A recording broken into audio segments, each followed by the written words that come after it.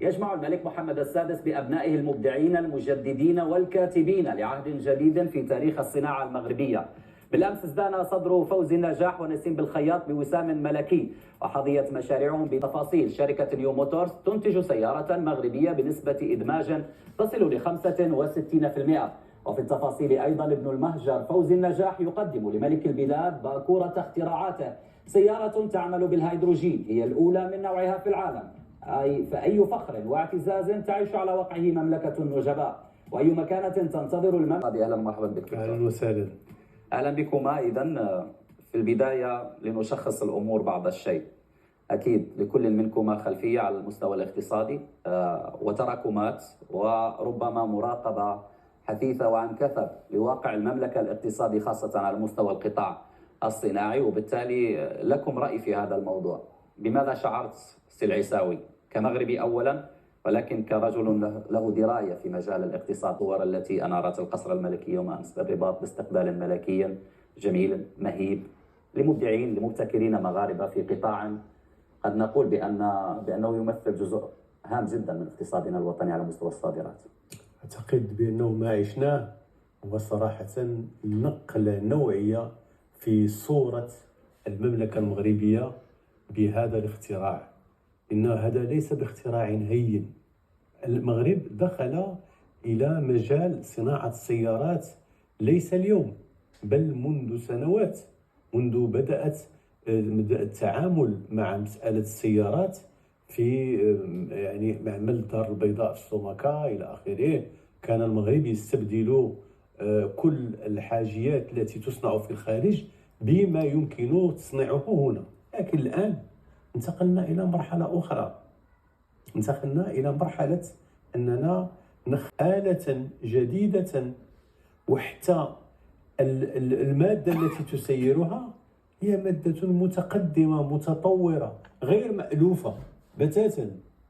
هيدروجين كيف نتعامل مع ذلك؟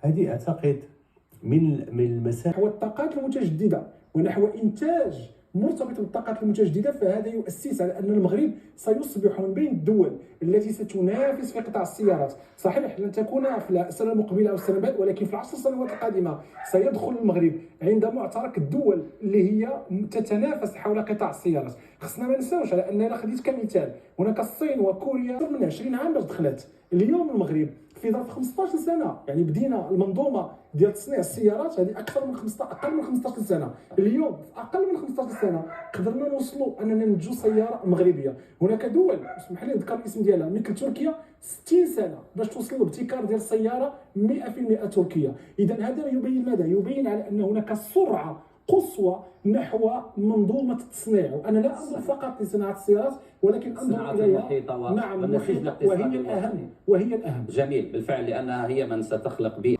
هذا هو الإشكال. فأعتقد بأن المغرب الآن سيقدم سيارة لها القدرة على أن تكون قادرة على أن تسوق في دول إفريقية وغربية حتى. نعم وغربية لأن علاش؟ هذه السيارة تشتغل بالهيدروجين، ما عندهاش إشكال كبير في التزويد بالوقود، كما هي أن تكون عندك لابدة واحد المحل اللي موجود فيه الوقود إلى آخره. موجود متى تكون أماكن ستوزع هذيك الآليات التي تحول الهيدروجين إلى كهرباء. هذه مسألة مقدور عليها صراحة، وممكن حتى من الناحية اللوجستيكية أن يتم حلها بسرعة كبيرة. أهم شيء هو نموذج مبدئي لأول سيارة كهربائية جزائرية، مشروع تم الانطلاق فيه بكفاءات جزائرية، وسيجسد ما وصلت إليه الجزائر من تطور في مجال التكنولوجيات الصناعية، كما يعكس أيضا أهمية التوجه نحو التحول الطاقوي. هذا النموذج الذي هو أمامكم لسيارة كهربائية، حيث أن الهيكل صمم 100% بالمركز، التحكم في إطار الإنجاز، المحرك في إطار الإنجاز، والبطارية الكهربائية أنجزت 100% من طرف مركز البحث هذا ومركز بحث آخر. مركز البحث في التكنولوجيات الصناعية على أن يتم استكمال بعض الخصائص التقنية الأخرى المتعلقة بها.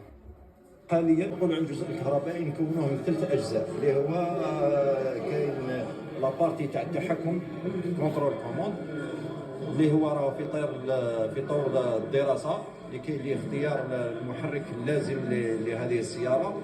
بالنسبه للبطاريه هي منجزه على مستوى الوحدات هذه موجوده في ستيف. هو لأنه اليوم الطاقات والكفاءات التي نعتمد عليها هي طاقات كبيرة، ولجنة من مجموعة من المجالات صنع في المغرب، وهذا أؤكد عليه. كما أننا اليوم ولجنة إلى قطاع السيارات.